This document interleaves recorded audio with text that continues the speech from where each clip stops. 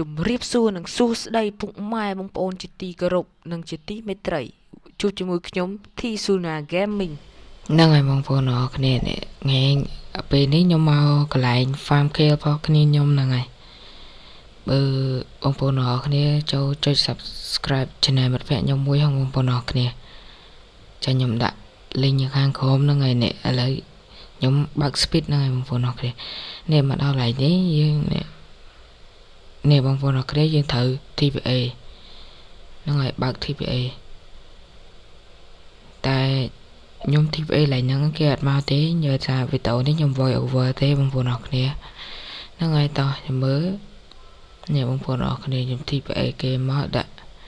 តាមហ្នឹងហើយបងប្អូនអរគ្នាមើលទៅខ្លាចជាប់ copyright ខ្ញុំនិយាយហ្នឹងហើយអញ្ចឹងបងប្អូនអរគ្នាទស្សនាទៅចាំដល់កន្លែងសំខាន់ที่ខ្ញុំនិយាយហ្នឹងហើយ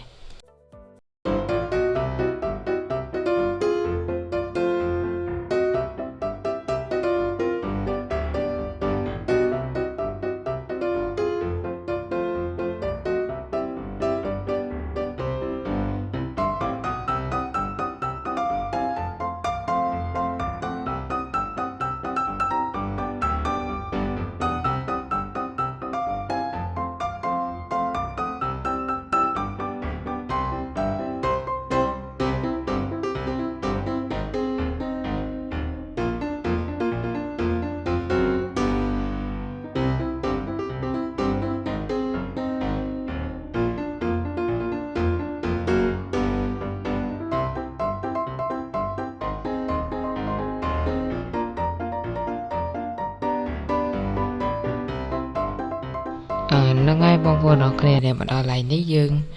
នេះទៅនេះយើងចឹងហើយចាំបើយើងចាំចុច accept ហ្នឹងហើយតែខ្ញុំអត់មានណាគេមកទេហ្នឹងហើយ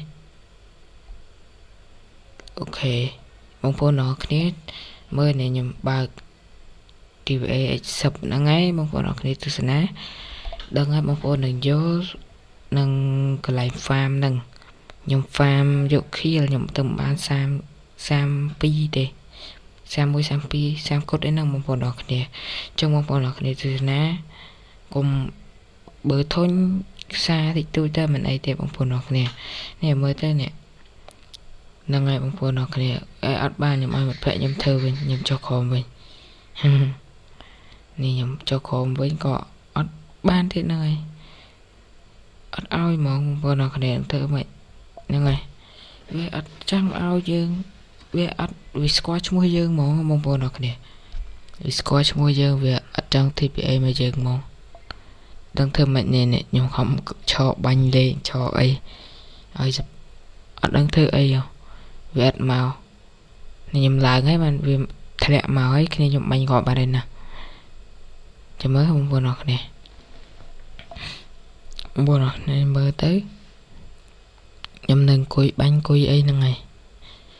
ហើយកន្លែងនេះដូចខ្ញុំឡើងហ្នឹងហើយខ្ញុំឡើងទៅលើហ្នឹងហើយខ្ញុំឡើងទៅលើនឹងតាក់បងប្អូនអើយវីដេអូមានលីឡំមួយវាយគ្នាវាយអីដែរវាយគ្នាហ្នឹងហើយបងប្អូនអរគ្នាទស្សនាអូខេហ្នឹងហើយបងប្អូនអរគ្នានេះ complete ខ្ញុំ complete ចុច subscribe ចុច like ម្នាក់មួយហើយនឹងទៅចុច subscribe channel មិត្តភក្តិខ្ញុំមួយហងអញ្ចឹងខ្ញុំសូមអរគុណបងប្អូនហ្នឹងហើយសូមជម្រាបលាបងប្អូនអរគ្នាជួបគ្នានៅវីដេអូក្រោយ